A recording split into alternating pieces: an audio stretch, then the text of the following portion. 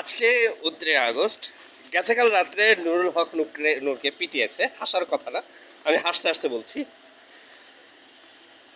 কারণ হচ্ছে আমরা মাইর খাওয়ার জন্য প্রস্তুত হয়ে নেন।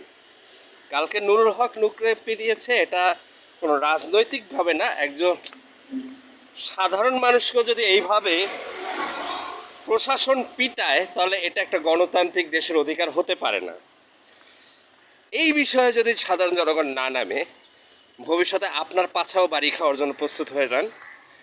আরেকটা জিনিস প্রস্তুত হয়ে নেন, দেখবেন যখন একটা কোনো বিষয় নিয়ে সাধারণ জনগণ জাগ্রত হতে নেয়, সেই খবরটাকে ধামাচাপা দেওয়ার জন্য বড় কোনো একটা অ্যাক্সিডেন্ট ঘটে।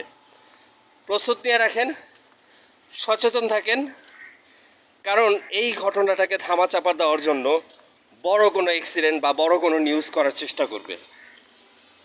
ভালো থাকবেন।